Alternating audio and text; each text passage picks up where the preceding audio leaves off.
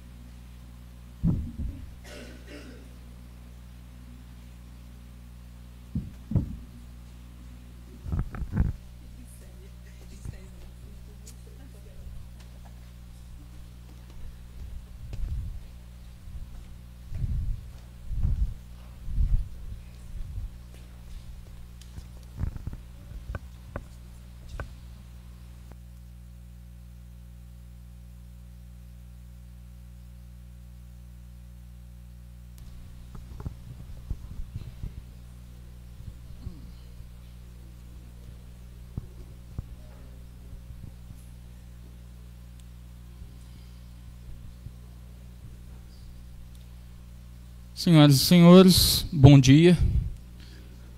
Antes de introduzir o tema que eu vou falar aqui hoje, eu gostaria de agradecer a vereadora Cessão Queiroz pelo convite.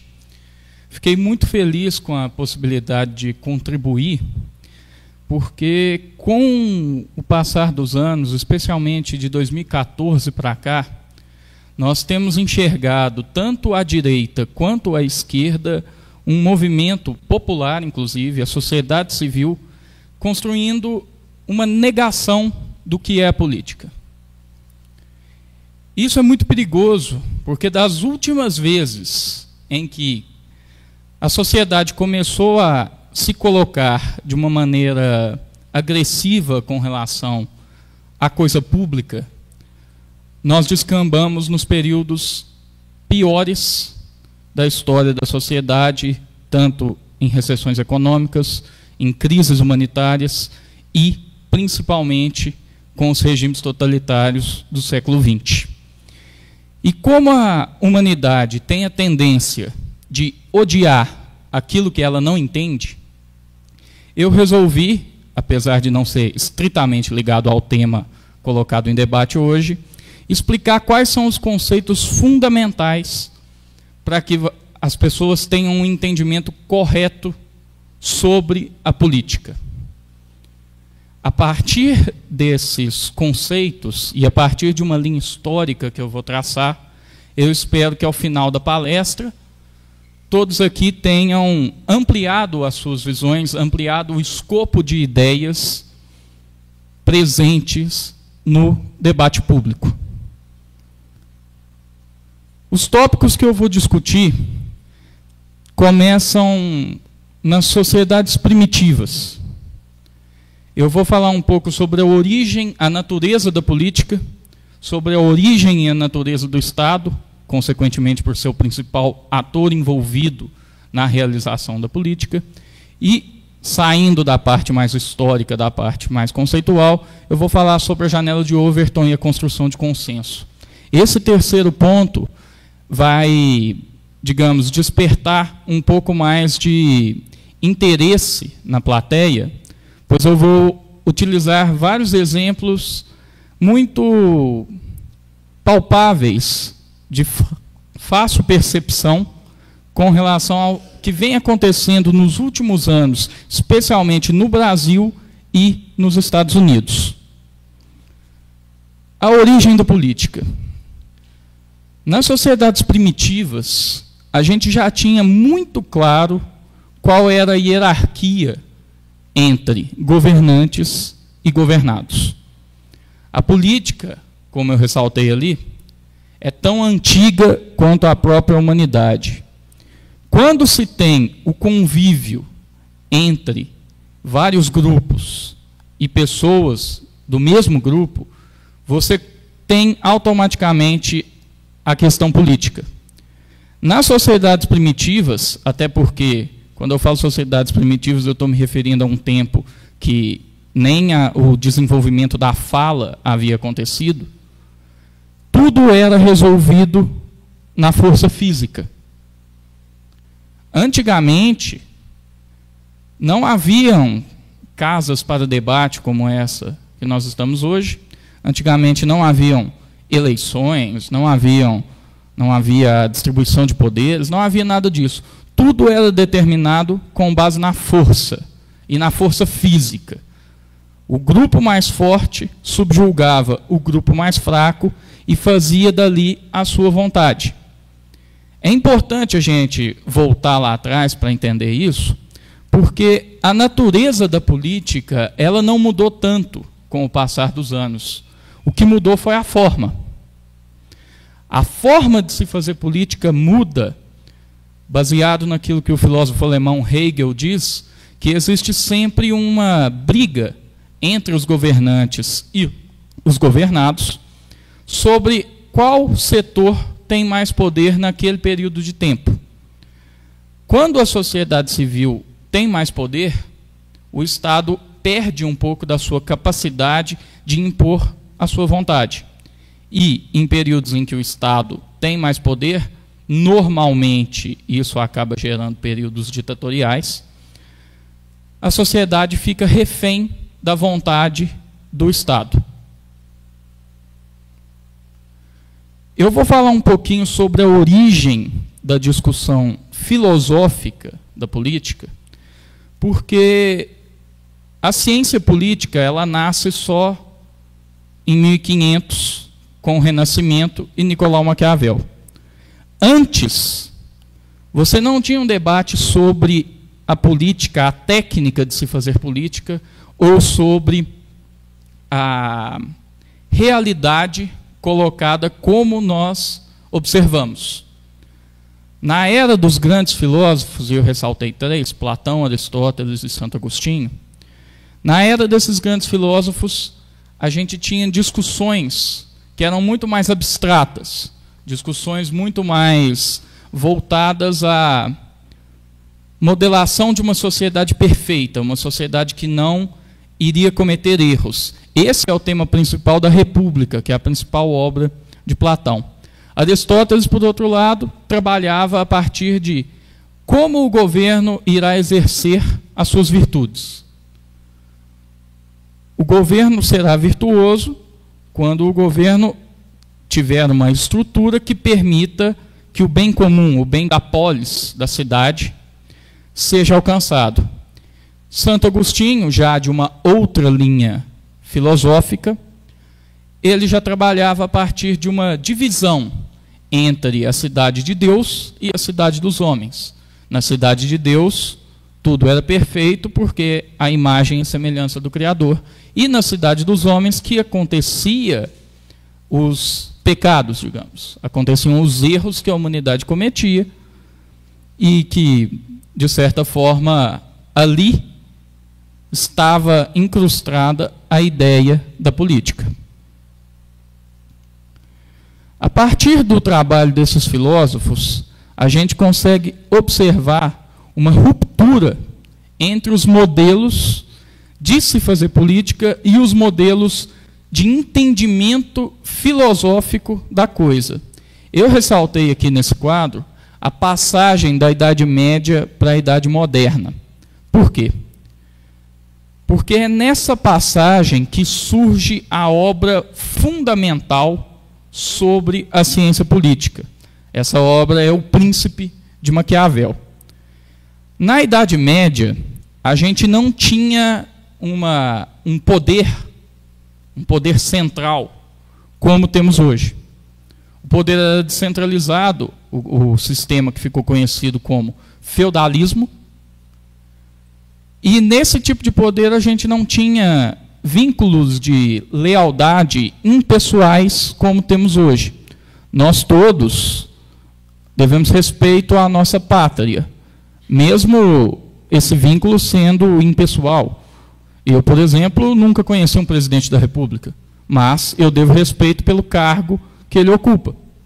Naquela época, toda a lealdade era pessoal.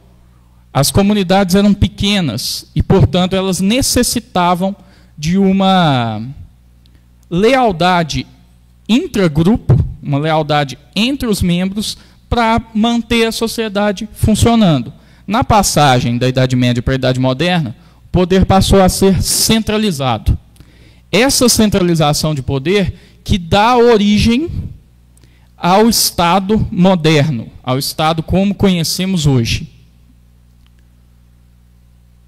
O Exército também passou por uma grande mudança com a ruptura entre a Idade Média e a Idade Moderna.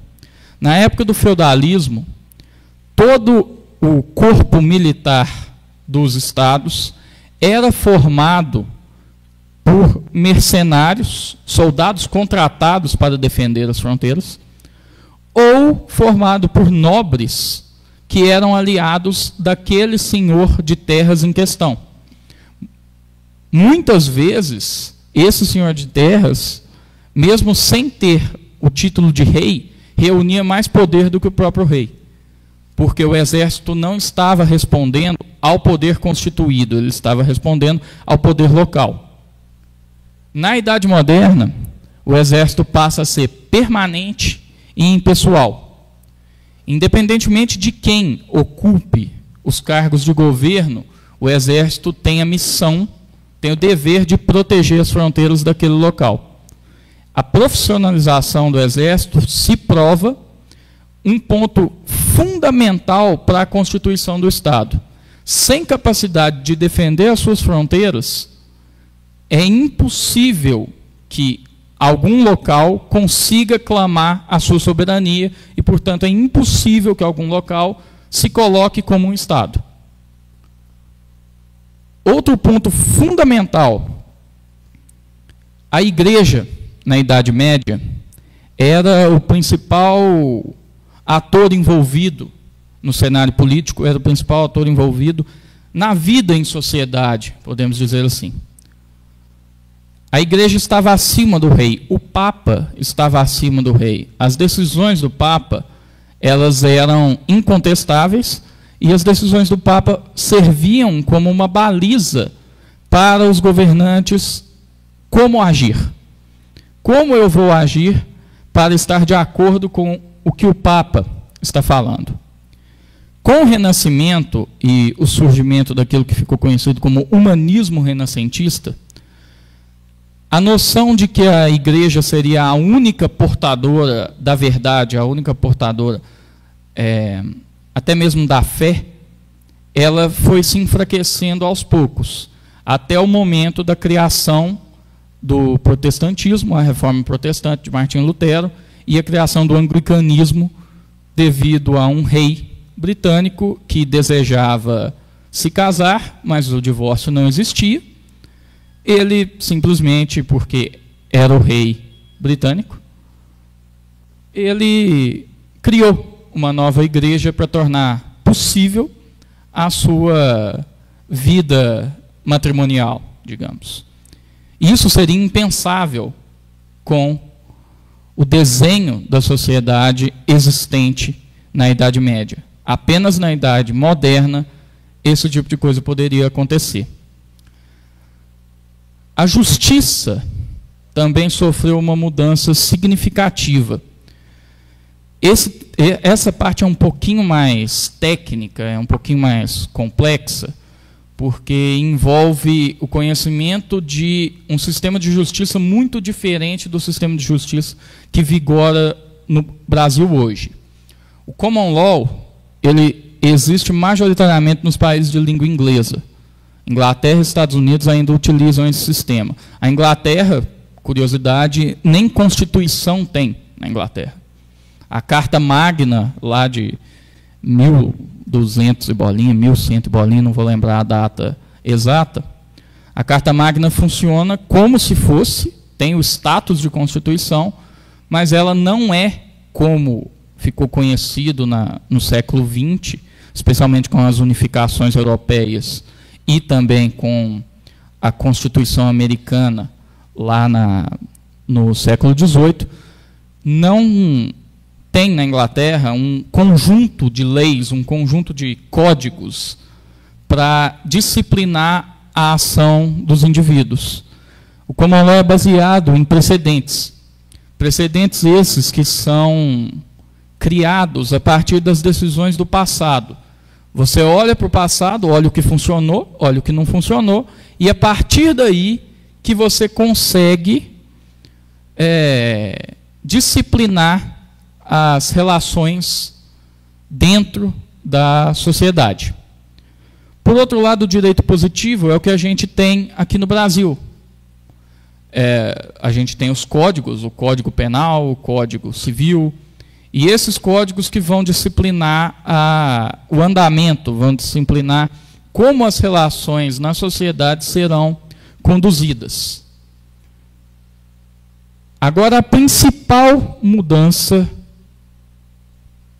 cultural que aconteceu, eu diria, na história, que foi a ruptura entre a especificidade, a necessidade de especialização existente na Idade Média, para com a cultura mais geral existente na Idade Moderna e depois que se manteve na Idade Contemporânea. Trivium e quadrivium eram as artes que eram necessárias para a pessoa ser aceita nos debates culturais, nos debates políticos e nos debates filosóficos. São formas de especialização ligadas à retórica, ligadas à gramática, ligadas à astronomia, ligadas à física. Se a pessoa não tivesse uma formação em uma dessas áreas, automaticamente ela estava marginalizada do debate. Com o Renascimento e o humanismo, a gente passou a ter uma cultura mais geral. Esse é um ponto que ainda desperta nos especialistas uma certa dúvida se a mudança foi boa ou não. Porque a partir do momento que você amplia demais a participação da sociedade na política, automaticamente você acaba reduzindo um pouco a qualidade dessa mesma participação. Porque tudo que vira de massa, digamos, a cultura de massa, ela tem menos valor do que uma cultura mais restrita. Então, os filósofos ainda discutem se essa mudança foi boa ou ruim, mas fato é que ela aconteceu. E a partir da Idade Moderna, todos são capazes de se portar, de se colocar como interlocutores válidos, como pessoas capacitadas a participar do debate público. Agora eu estou entrando no principal da palestra. A maior parte da palestra está centrada na obra desse sujeito aqui. Nicolau Maquiavel foi um dos pensadores mais importantes que a humanidade já teve. Maquiavel foi o primeiro a realizar uma análise política baseada na realidade e não na abstração. Ou, para usar termos mais simples de entender, Maquiavel descreve as coisas como elas são, ao invés de se preocupar em prescrever como as coisas deveriam ser. A partir disso, Maquiavel cria, do zero mesmo, um campo que depois ficou conhecido como ciência política, rompendo as ligações de que só os filósofos falavam sobre a política e, por ser filósofo, automaticamente você traz uma carga de abstração e uma carga de entendimento baseado no seu pensamento, na sua vontade, naquilo que você acha que deveria ser. A partir do momento que o Maquiavel estabelece essa diferença entre o que é um filósofo e o que é um cientista, o mundo da política entra em parafuso. Gera um redemoinho de ideias na sociedade.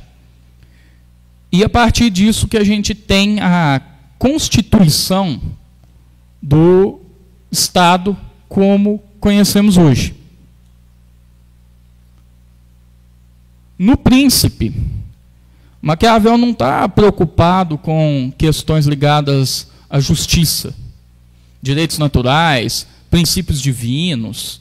Maquiavel está simplesmente preocupado em como funcionam os mecanismos de poder. Como eu vou adquirir poder? Uma vez adquirido, como eu vou manter o meu poder? Como eu posso cometer alguns erros para perder esse poder, ou esse poder será meu ad infinitum? Em que o poder efetivamente consiste? O poder político, a essência do poder político, o que ela é? A essência do poder político, ela está na separação entre governantes e governados. E os dois lados pressionando para ver quem tem mais força em determinado período histórico, que acabam disciplinando como as relações políticas vão acontecer. Maquiavel também, ele não está muito preocupado com assim, o bem da sociedade. A sociedade, o bem da sociedade vai ser alcançado a partir do momento que algum agente político conseguir consolidar o seu poder. Porque sem poder, eu não consigo fazer nada. Na política, não basta ter a vontade, eu preciso ter a capacidade. Eu preciso ter um cargo, ou se não, eu preciso ser uma pessoa extremamente carismática para mobilizar os outros ao redor de algum tópico que é do meu interesse. Do contrário, eu posso ter várias boas intenções, eu posso ter várias boas ideias, mas eu nunca vou conseguir colocar elas em prática. Antes, isso eu estou até antecipando, que está inclusive na conclusão da minha palestra, eu estou até antecipando. Não importa na política se a ideia é boa ou ruim. Importa ela tem viabilidade? Por exemplo, o tema que vai entrar em discussão aqui após a minha palestra, existem várias propostas ligadas à política ambiental. Inclusive, tem uma em tramitação na Câmara que coloca que até 2030 ou 2040, se eu não estou enganado, os carros deverão obrigatoriamente ser elétricos. Uma proposta dessas está na Câmara hoje. Olha a nossa frota de veículos. Toda a sociedade tem capacidade de, em 10 anos, ou ainda que seja 20, trocar de veículos sem nenhum tipo de problema? Nós temos renda suficiente para fazer isso? O Brasil é um país rico o suficiente para conseguir lidar com essa mudança substancial na sua forma de transporte? Como que vai ficar o transporte de carga no país, por exemplo? Nós podemos construir ferrovias. Certo, podemos construir ferrovias. Mas e o custo envolvido nisso? Então, assim, nada na política, e isso é importante para vocês que estão começando a jornada política de vocês, começando a participação política de vocês, se vocês quiserem prestar atenção só em uma coisa que eu vou falar, vocês têm que prestar atenção no seguinte: vocês precisam ter a capacidade, o poder constituído para fazer valer alguma coisa. Não basta a vontade de participação, não basta a boa ideia e não basta a vontade de ajudar, a vontade de fazer as coisas melhorarem. Nós precisamos ser céticos a esse respeito para não gerar frustrações. Então, eu acho extremamente válido, extremamente importante, porque eu não tive essa oportunidade, eu espero que está dando essa oportunidade para vocês, de no início do meu entendimento sobre os mecanismos políticos, do meu entendimento sobre o mundo em si, que alguém tivesse falado para mim que o que eu imagino que seja bom não importa muito na discussão política. Isso, vocês podem achar que eu estou até jogando um balde de água fria em vocês, ou que eu estou tirando a possibilidade de vocês realizarem boas ações, como é o tema proposto hoje, mas na realidade eu estou preparando vocês para como as coisas vão funcionar de fato, sem a proteção que unicamente estar no meio propositivo dá. No meio que realmente vota as coisas, no meio legislativo, as propostas precisam ter viabilidade. Sem viabilidade, eu não consigo fazer nada. Alguns, agora, voltando especificamente para a obra de Maquiavel novamente, alguns pontos interessantes que Maquiavel traz e que ainda são debate até hoje. Como que um principado, ou como um Estado, adquire novos territórios? Eu posso invadir, posso conquistar através da guerra, eu posso conquistar através do casamento. É um pouco estranho isso hoje em dia, mas na época, uma forma de aumentar o poder era com a aproximação entre duas famílias reais de territórios distintos. Como que eu vou me relacionar com os poderes locais sem deixar que eles sejam fortes demais para se opor a mim? Esse é um ponto que até hoje os cientistas políticos debatem. Como o presidente vai auxiliar um governador, vai fortalecer um governador, sem tornar esse governador um adversário presidencial no próximo ciclo eleitoral? Está tudo no Príncipe. Por isso que eu falo, se tem um livro fundamental para o entendimento da política, esse livro é O Príncipe, de Maquiavel. Como eu vou administrar os estados que eu conquistei? Como funcionava o sistema colonial? Podia funcionar de duas formas, o que a historiografia consagrou como colônia de povoamento ou colônia de exploração. Qual é a melhor maneira? Qual forma eu vou conseguir menos restrição da colônia em relação à metrópole? Isso tudo está no Príncipe. É melhor eu dar uma autonomia para eles, ou é melhor eu governar com mãos de ferro? Isso vai depender, sabe do quê? Da circunstância. Não existe uma receita de bolo a ser seguida na arte de governar, na forma de governar. O que vocês precisam entender, o que vocês precisam ter em mente, é que o que Maquiavel chama de fortuna, a capacidade do governante lidar com os eventos que não estão sob controle dele, com os eventos externos, que vai determinar se seu período no poder será bom ou ruim, e se será curto ou se será longo.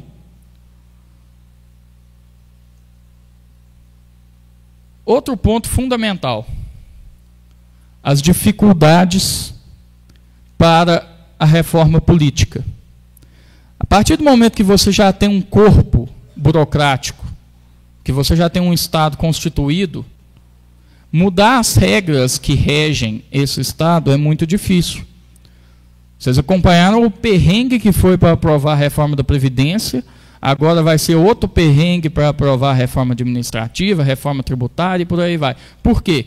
Porque é natural que a parte do Estado impactada por essas mudanças ofereça resistência. Essa resistência não é, e aí volta no que eu abri a palestra, que está tendo uma negação da política em grupos tanto à direita quanto à esquerda. Essa reação é normal. O que você conquistou, você não quer perder. É simples. Se eu trabalhasse em algum órgão público que me desse um salário de, sei lá, 20 mil, 30 mil, e alguém quisesse derrubar meu salário, em um dia eu estava juntando todos os meus amigos fazendo lobby para isso não passar em hipótese alguma. Por quê? Porque está me prejudicando. A política, ela é formada pela junção de interesses particulares. O Estado tem o seu interesse, a sociedade tem o seu interesse e os indivíduos têm o seu interesse. Não necessariamente Estado, sociedade e indivíduos vão concordar sobre tudo. Não necessariamente. Aliás, na maioria das vezes não concordam. Por isso que é necessário que existam casas como essa, que tornem possíveis o debate entre o que é proposto, entre o que é possível, o que é viável, e o debate entre visões de mundo distintas. Outro ponto fundamental na obra de Maquiavel. Como eu vou garantir que o Estado que eu invadi, que eu tomei para mim, vai viver sobre as minhas regras, vai viver sobre os meus valores, vai aceitar a minha legislação? Eu sublinhei, eu coloquei aqui o erro de Obama. Vocês já ouviram falar no evento chamado Primavera Árabe, correto? A Primavera Árabe surgiu como uma fagulha de otimismo no mundo. Por quê? Numa região do continente africano, que existiam vários governos autoritários, a Primavera Árabe surge do nada, com o auxílio das redes sociais, surge do nada, prometendo uma era de mais liberdade naquela região do planeta, que isso não era muito comum. Na prática, o que aconteceu? Por isso que eu coloquei. O erro do Barack Obama foi o quê? O Barack Obama supôs, pois ele é um ocidental acostumado com a democracia, ele supôs de que bastava ele apresentar a suposta superioridade da democracia, que o pessoal lá do Egito, principalmente, iria aceitar. Na prática, sabe o que isso gerou? O surgimento do Estado Islâmico. Por isso que eu falo, de boas intenções, o inferno está cheio. Especialmente na política, a gente tem que tomar muito cuidado com as consequências não intencionais das nossas ações. Óbvio que eu sei que o Barack Obama não queria criar o Estado Islâmico. É óbvio que não. Mas ele acabou criando. Por quê? Porque ele não levou em conta uma coisa que um livro de 1500 já falava, que Maquiavel já havia antecipado. Isso demonstra o caráter atemporal da obra. Erros cometidos hoje poderiam ser evitados se as pessoas prestassem mais atenção no que o pensador florentino falava. Agora, um ponto mais polêmico da obra de Maquiavel, que é o que eu acabei sintetizando de princípio da moralidade. Maquiavel dizia que a política não é moral e nem imoral, ela é amoral. A amoralidade da política vem de que as consequências, os atos políticos, podem ser bons ou ruins, mas eles têm que ser julgados por isso, não pelas intenções, não pela vontade do cidadão, pela vontade do legislador ou pela vontade do executivo. É permitido que os homens públicos, porque a política não funciona. Esse é um mito que eu pretendo derrubar hoje. A política não funciona sobre as mesmas regras que a vida em sociedade cotidiana funciona. A política tem regras próprias. E nessas regras próprias da política, vez ou outra, pode ser necessário agir com uma certa imoralidade, digamos assim, ou agir de forma que não seria permitida no mundo cotidiano fora desse escopo. Essa distinção entre a moralidade pública e a moralidade privada rendeu muitas críticas ao trabalho de Maquiavel, que o chamavam de irresponsável, que o chamavam de imoral, ou, hoje em dia, isso seria dito como alguém que defende a corrupção, por exemplo, especialmente no contexto brasileiro, que esse tema está tão em voga. Mas, na verdade, você não tem como acabar com a corrupção na política. É impossível acabar com a corrupção na política. Você pode reduzir o nível dela, você pode reduzir o alcance dela, você pode reduzir principalmente os danos que ela gera para a coisa pública e para a sociedade? Pode. Agora, acabar você não pode. Porque a política em si, ela traz um certo nível de corrupção como necessário para fazer a roda girar, para fazer a roda andar. E não que eu esteja defendendo. Isso é muito importante. Eu não estou defendendo esse tipo de coisa.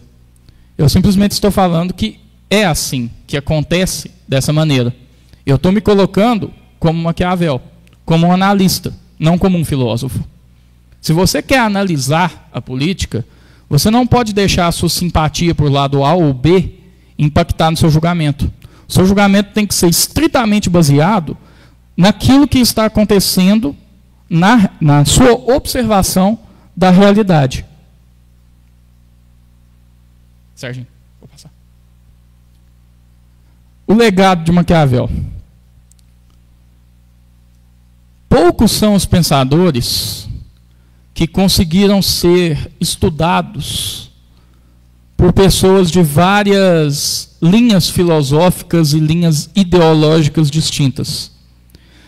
Maquiavel foi estudado pelo filósofo Gramsci, que é um filósofo italiano marxista, e também foi estudado por um neoconservador chamado Leo Strauss, alemão.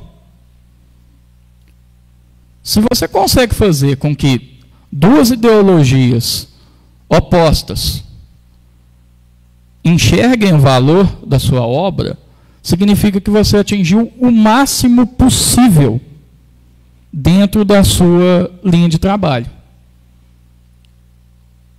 Ao lado do Sun Tzu, Musashi, Jomini, Clausewitz, Maquiavel também é considerado um dos grandes mestres da estratégia. A estratégia pode ser política ou pode ser militar. Maquiavel, na obra dele, consegue unir os dois polos. Ele consegue entregar uma obra que serve tanto como estratégia política, quanto como estratégia militar. Outro ponto do legado de Maquiavel que eu ressaltei. A teoria da escolha pública é uma escola de ciência política com um surgimento bem recente, digamos. Ela surge na década de 70 do século XX. Ela é basicamente uma junção do maquiavelismo com os métodos da escola de economia neoclássica. Isso aqui vocês não precisam entender hoje. Vocês não precisam entender isso, porque isso é bem complexo, eu teria que trazer uns gráficos para mostrar isso. Eu achei que iria comprometer o andamento da palestra e podia até prejudicar o entendimento de vocês. Mas é só para ressaltar o legado. A obra de Maquiavel realmente é atemporal. Uma vez que eu já expliquei a origem e a natureza da política, eu vou passar agora para a origem e para a natureza do Estado.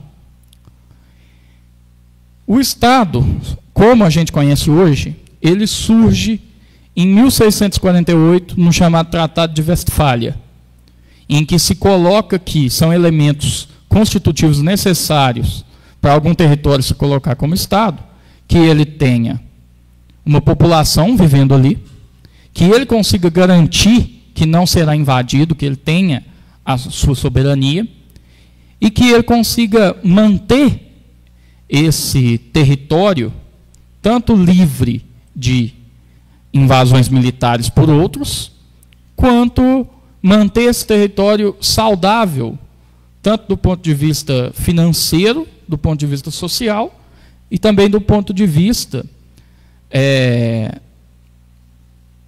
político em si, de manter uma estrutura governamental capaz de lidar com essa centralização gerada pelo Tratado de Westfália. O Tratado de Westfália ele colocou fim à chamada Guerra dos 30 Anos, entre Inglaterra e França. Tem explicações para a origem do Estado, tanto na filosofia política, quanto na ciência política. Na filosofia, o debate fica muito atrelado a esses três famosos filósofos, Thomas Hobbes, John Locke e Jean-Jacques Rousseau, chamados contratualistas. O que eles fazem? O contratualismo nada mais é que uma metáfora. Para justificar a unificação do Estado, o que eles fazem? Eles imaginam como era a vida antes da existência desse Estado. E a partir disso eles criam, de formas distintas, eles criam explicações para como esse poder se consolidou e para como esse poder vai se portar. Esses três filósofos ainda hoje têm uma grande influência em questão ideológica. Locke foi o pai do chamado liberalismo, enquanto Rousseau foi o pai do chamado socialismo. Hobbes foi o pai do absolutismo.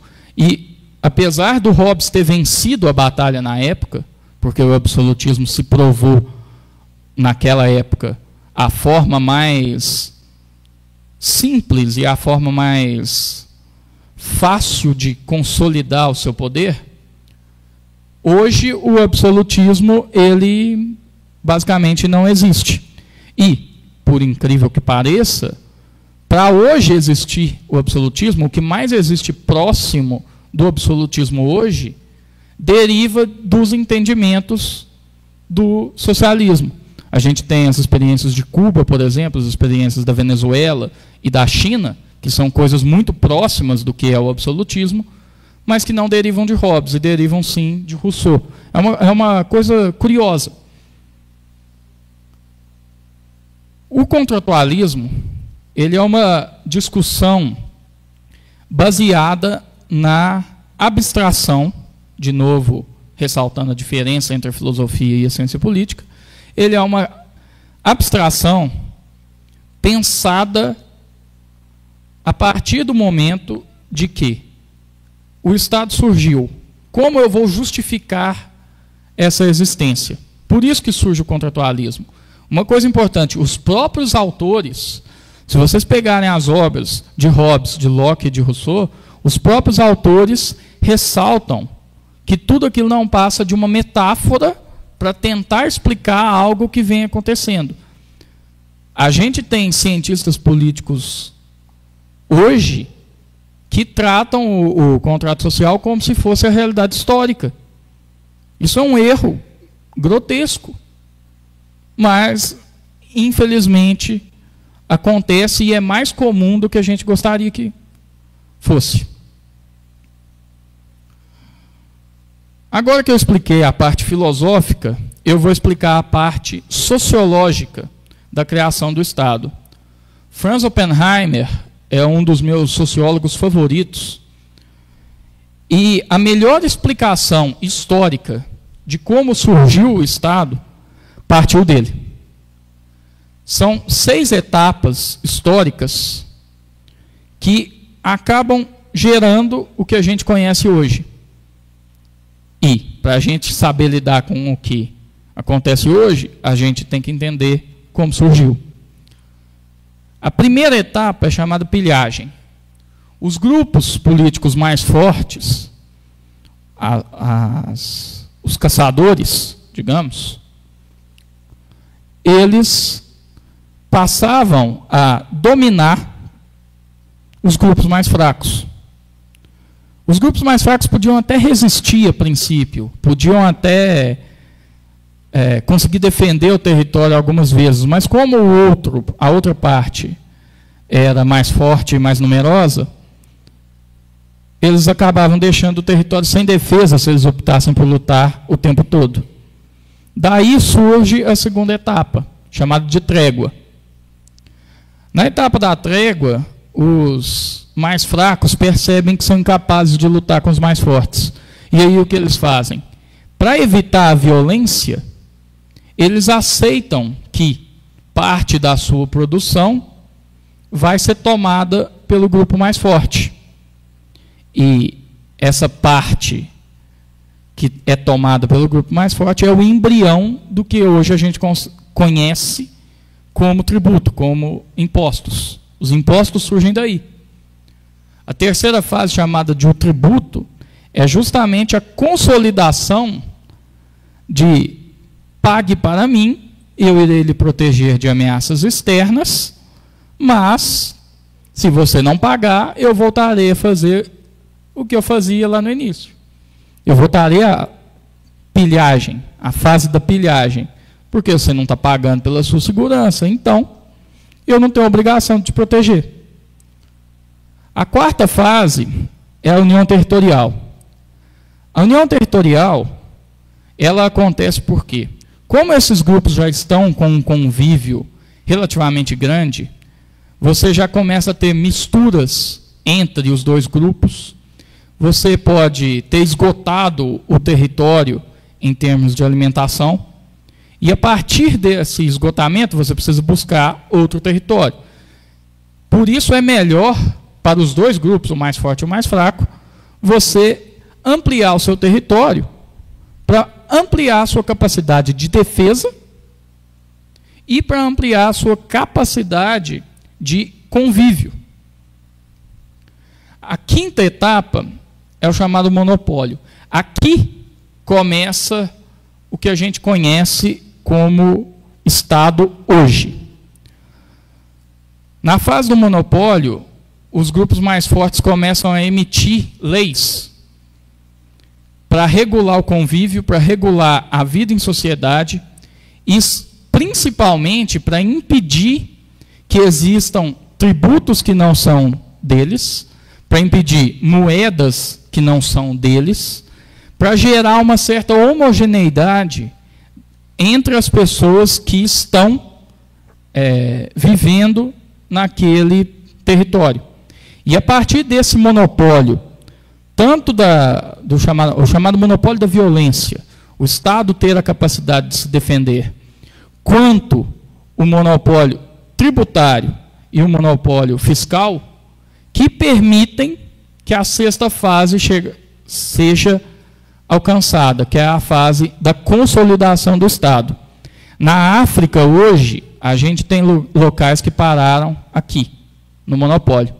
Porque o grupo dominante foi incapaz de impor uma cultura, uma certa homogeneidade cultural, para tornar possível que o convívio entre os povos daquele território fosse minimamente pacífico. Na África, você tem várias etnias, várias religiões convivendo no mesmo espaço, e isso acaba gerando conflitos.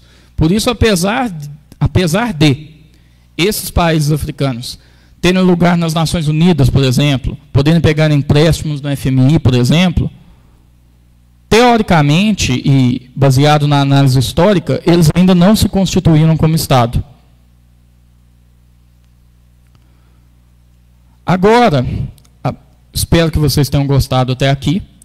Agora, eu passo de uma parte mais conceitual e teórica para uma parte mais prática de percepção quanto à política hoje em dia. Por que eu achei relevante voltar lá atrás?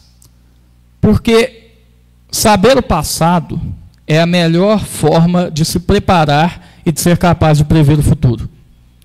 Existem erros que são constantes na política mundial, que com o entendimento histórico a gente é capaz de antecipar isso, tanto para gerar uma capacidade de defesa quanto a esses eventos, quanto até mesmo para gerar uma capacidade de enriquecimento, talvez. Se vocês repararem como foi a última crise financeira em 2008, já existiam indícios dela em 2005. Quem percebeu, em 2008 ficou rico. Quem não percebeu, sentiu os efeitos da recessão. Porque falta preparação. O ser humano, ele tem a tendência a ver como as coisas vão andar e só se posicionar de última hora. E isso impede que nós sejamos capazes de prever muitos eventos que acabam acontecendo. Eu ressaltei aqui as diferenças entre nação, Estado e governo. Os três conceitos, eles são conectados, claro que são, mas eles não são coincidentes. E nós temos um problema, nos livros de filosofia e de ciência política, isso acontece sempre. Eu não sei se nos livros de história que os colégios usam, isso acaba acontecendo também. É um problema etimológico de tradução. Por quê? Aqui a gente fala governo para quem está, naquele momento, exercendo um cargo público.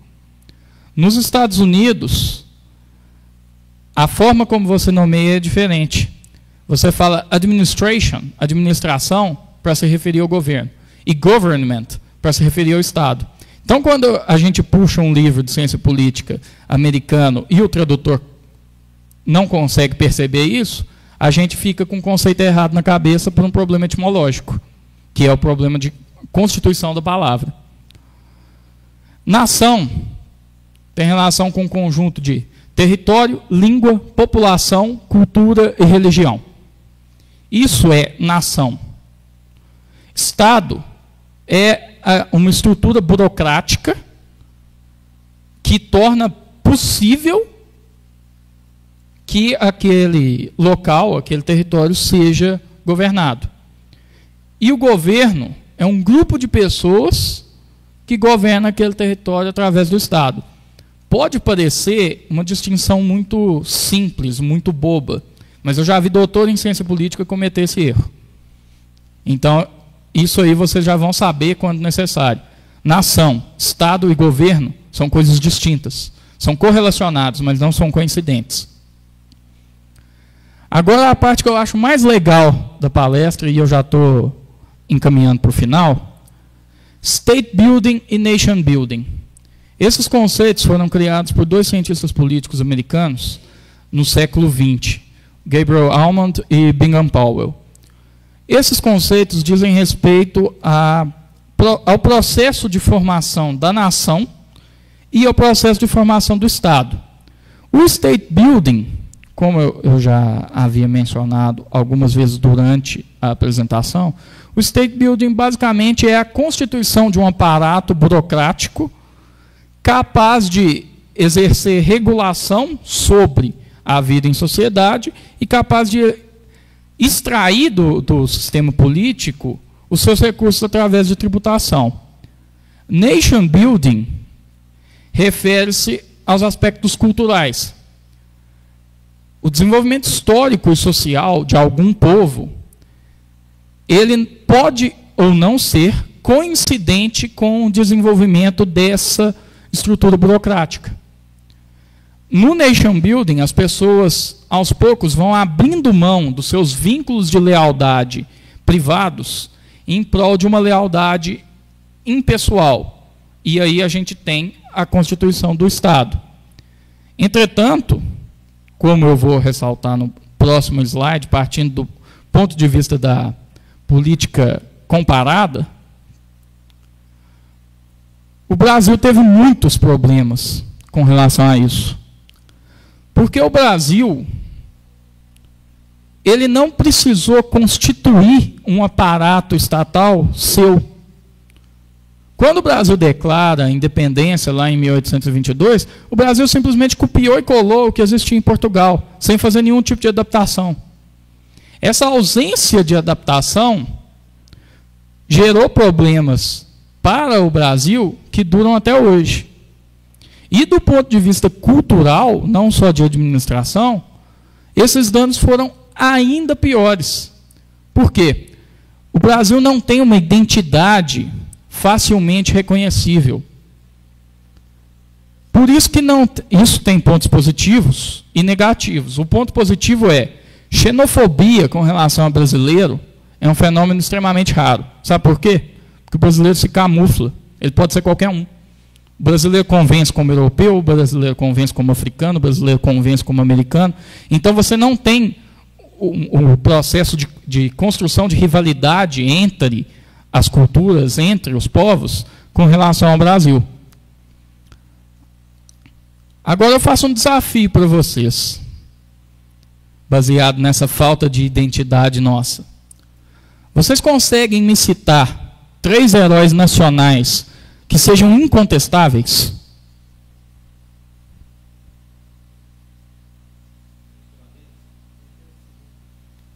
Dom Pedro II não é incontestável. Sabe por quê? Quem é republicano e não monarquista não vai com a cara dele. Mais alguém? Tiradentes, a mesma coisa. Quem é monarquista acha o Tiradentes um traidor.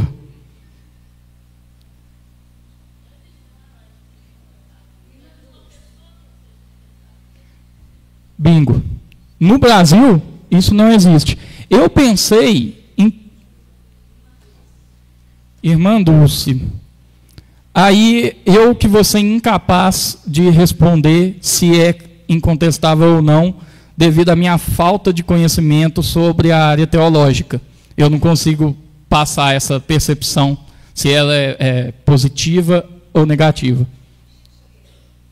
Chico Xavier. Chico Xavier é um bom exemplo. Um bom exemplo que eu, particularmente, não lembro de ver ninguém falando mal. Ayrton Senna.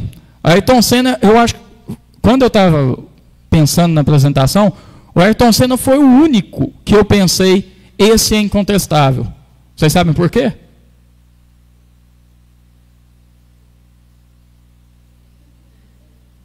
Alguém? Por que o Ayrton Senna é incontestável?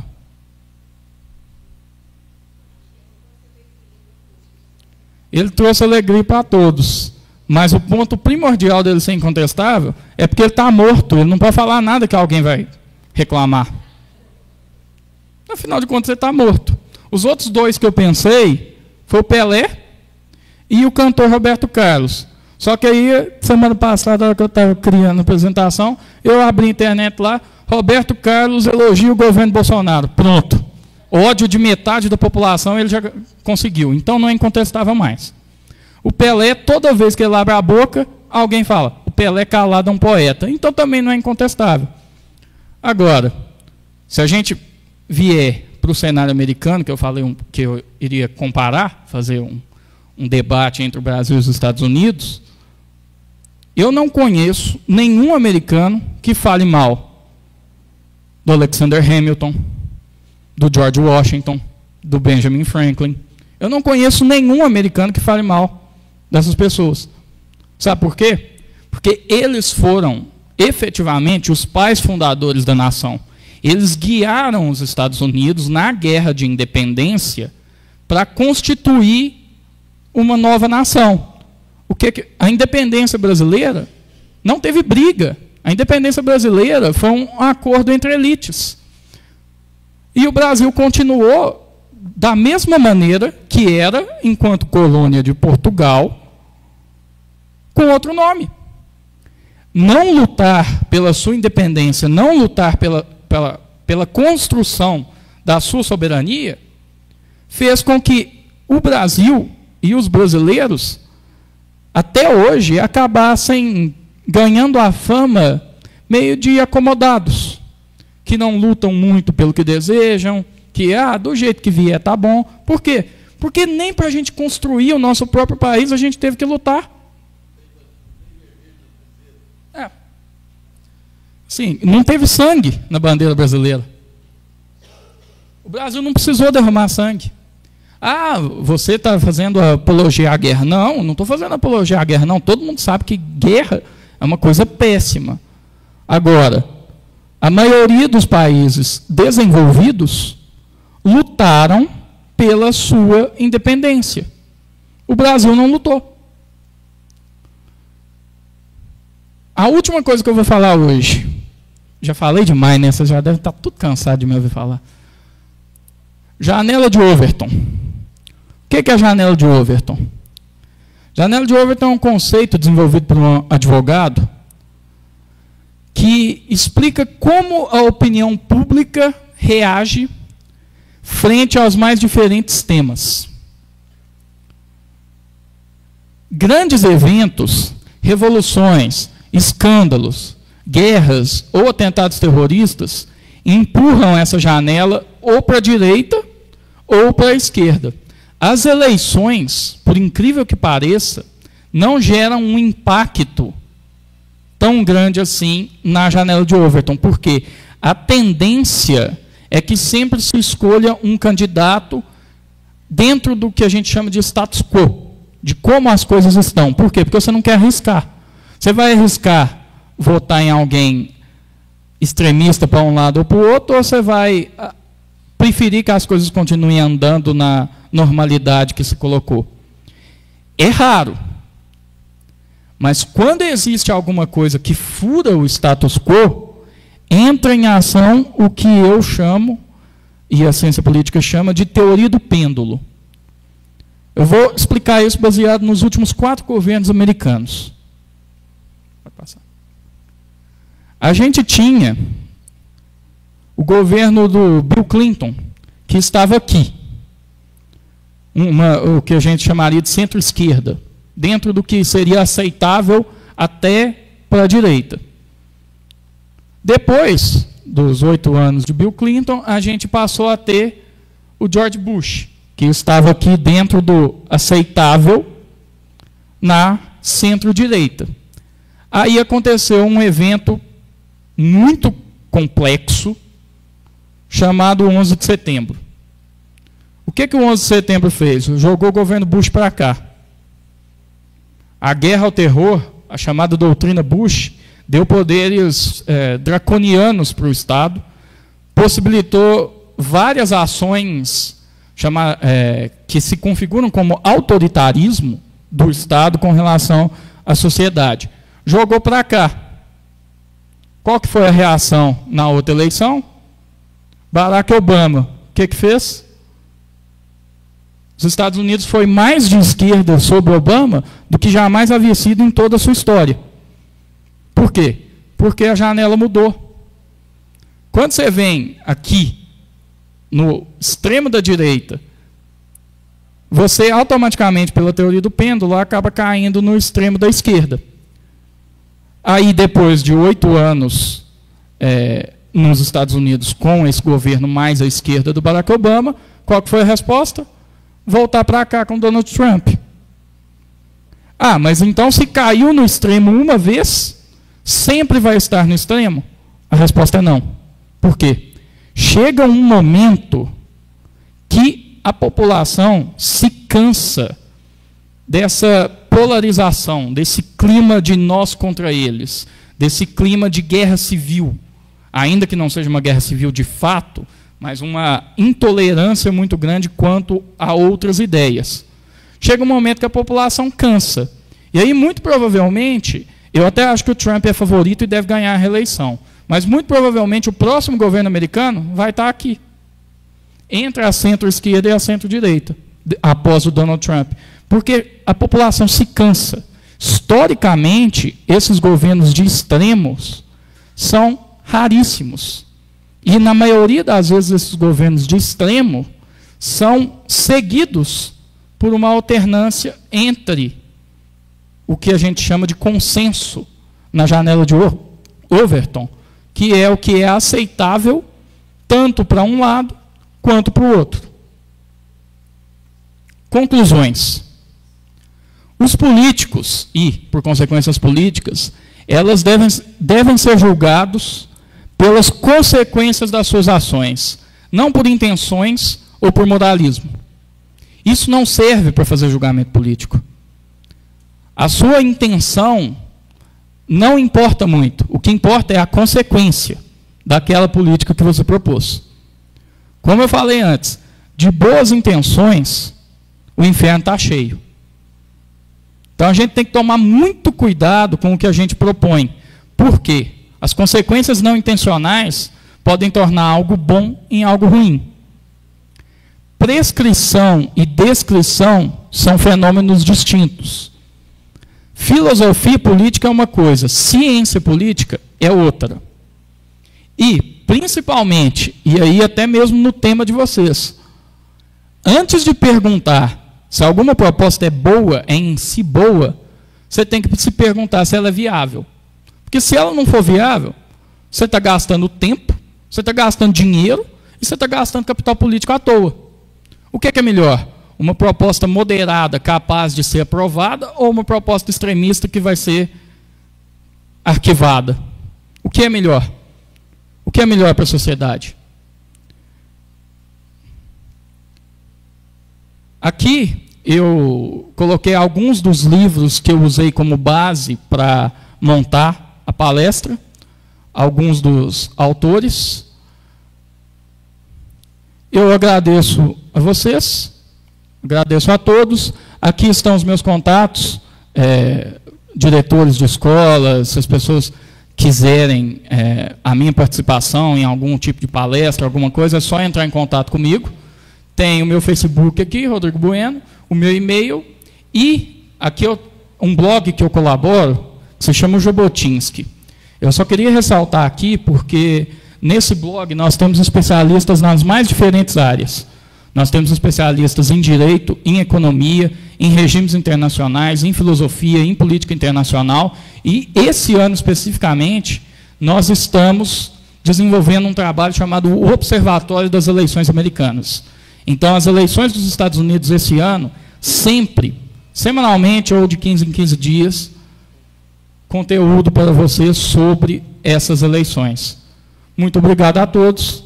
Essa foi a minha apresentação.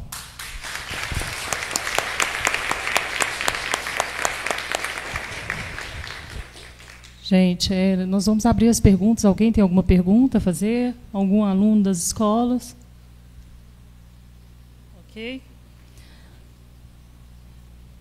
Eu queria fazer uma pergunta. A minha pergunta é com relação à campanha. Aqui a eleição do presidente Jair Bolsonaro, qual a posição dentro da janela de Overton que você vê ele e qual será, né, a previsão para as próximas eleições presidenciais no Brasil? Bom, de novo eu vou ter que voltar um pouquinho mais atrás para explicar. A gente tinha o governo FHC, que estava bem aqui no meio mesmo da janela de Overton. Aí a sociedade optou por uma saída mais à esquerda, que foram os anos PT. O natural, pela teoria do pêndulo, é que, na sequência do PT, a gente tivesse alguém daqui. Então, porque extrema-direita virou xingamento hoje em dia. Fala, o sujeito é um extremista de direita, outras palavras que eles usam, neofascismo, esse tipo de coisa. Agora, tecnicamente, o governo do Jair Bolsonaro está aqui.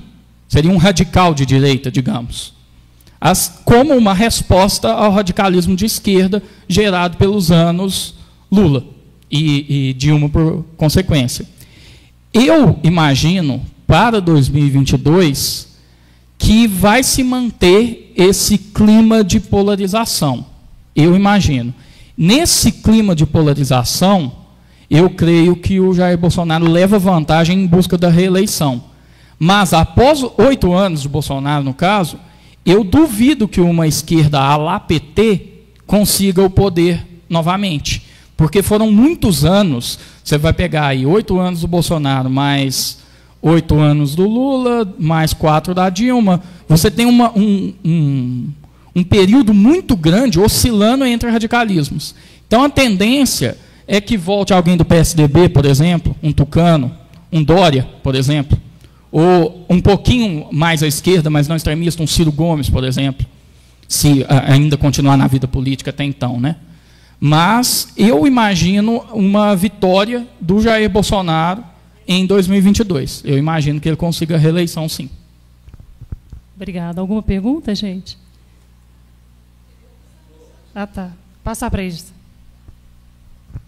Rodrigo, vamos falar assim, um pouco mais aqui de bom despacho, da política aqui de bom despacho, dentro desse conceito também. O que você poderia nos falar? Agora a gente vai ter as eleições, né? Como que você vê esse cenário em bom despacho? Olha, o cenário aqui em Bom Despacho, eu diria que ele está propício para gerar o que a gente chama de renovação. Porque muitos dos hoje, especialmente na Casa Legislativa, muitos dos que hoje são vereadores, eu não tenho certeza de nada, mas a gente escuta que muitos dos vereadores hoje têm pretensões de ir até a prefeitura, de buscar a prefeitura. Então, eu imagino que candidatos sem um background político, nesse momento, consigam a sua vaga como um dos vereadores. Porque se você não vai ter esses candidatos fortes à vereança e eles vão estar pleiteando a prefeitura, você abre espaço para essa turma nova. Entrando mais no tecnicismo das eleições municipais, tem a questão do coeficiente eleitoral. Né? São 3.200 votos para qualquer legenda eleger um vereador. E aí, a partir de que eleger um, o número de votos necessários para fazer o segundo, o terceiro e o quarto, por consequência, diminui. Então, assim, ainda está muito cedo, porque a gente ainda nem chegou no período das convenções partidárias. No período das convenções partidárias, a gente vai ter uma noção mais exata de qual vai ser o cenário, de quem vai buscar o executivo, de quem vai buscar o legislativo. Mas, hoje, se eu fosse apostar, eu apostaria em uma renovação de, acho que de 4 a 5 vagas de vereador vão ser ocupadas por gente sem um background político. Porque está propício para essa tentativa do novo. Não que essa tentativa do novo seja positiva. Eu sou bem cético com relação a isso, porque muitas vezes a gente vota pelo novo com uma ilusão de as coisas serão diferentes, uma ilusão de melhoria, e, na verdade, as coisas pioram. Então, assim, a gente tem que tomar cuidado com o que a gente deseja. Mas, eu diria que, especificamente para vereador, prefeito eu já descarto. Mas, para vereador, eu acho que entre 4 a 5 vagas vão ser ocupadas por gente sem um background político.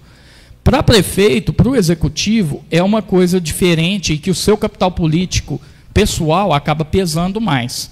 Especialmente em cidades de interior, como aqui em Bom Despacho, o voto ele não é muito movido por esses conceitos ideológicos que eu mencionei. O voto no município ele é movido mais por um vínculo de amizade, por um vínculo de, beleza, eu vou votar em fulano de tal porque cresceu no meu bairro. Eu conheço desde que eu era pequeno. Não necessariamente por você concordar ou não com as posições políticas dele, mas você tem um vínculo de lealdade maior. E a ideologia, quanto menos poder envolvido, menos ideologia pesa na escolha do voto. Um voto presidencial, a dinâmica é muito diferente de um voto municipal. Porque o presidente tem o controle da nação na mão. Você escolhe uma ideologia que você considera superior à outra.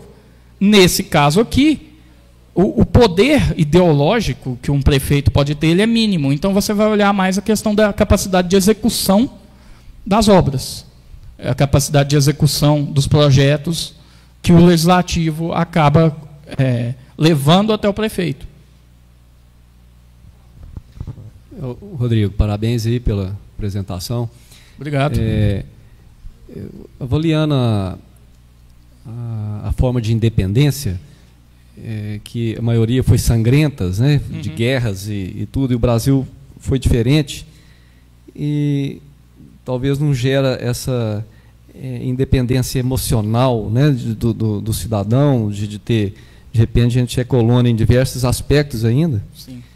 Mas um exemplo da Índia, que foi uma independência para o Gandhi lá, né, uma forma mais pacífica, você não acha que seria também um caminho para a conquista das coisas aí, até uma vez que a gente está falando de meio ambiente?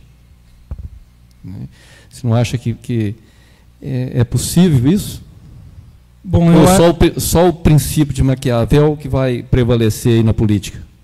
Aí vai depender muito, vai depender bastante de como você, enquanto indivíduo mesmo, enxerga de valorização sobre determinados princípios.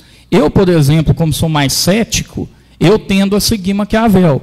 Pessoas que são mais otimistas, digamos, tendem a não seguir Maquiavel, tendem a achar Maquiavel muito pessimista, digamos.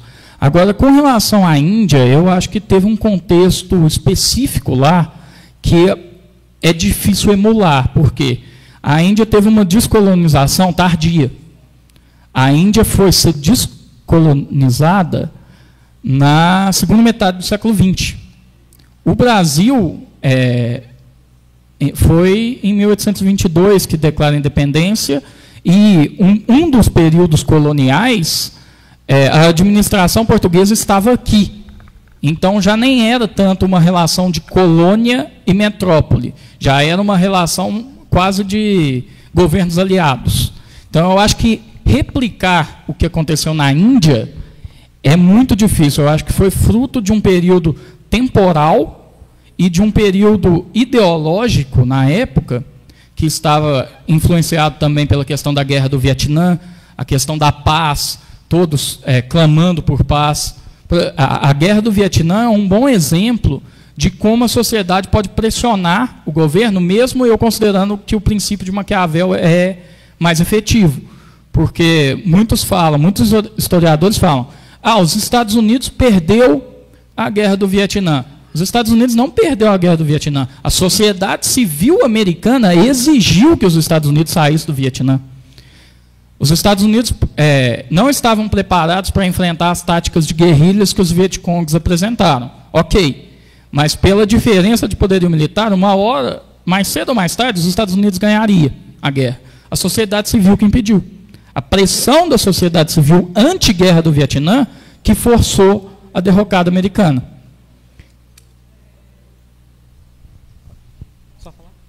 Mais alguém?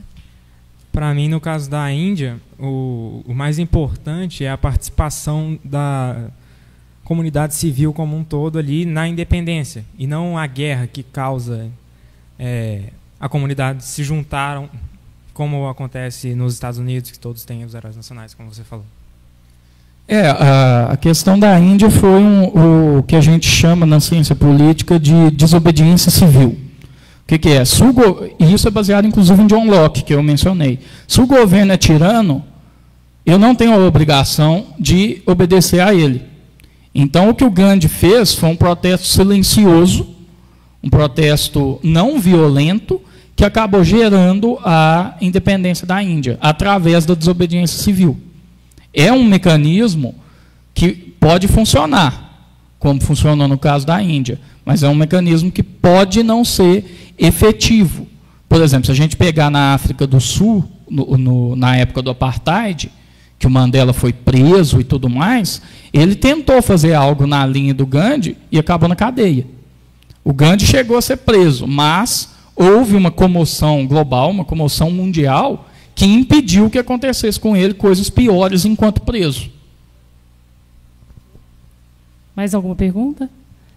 Eu passo a palavra para a vereadora Sessão Queiroz, então, para fazer o encerramento.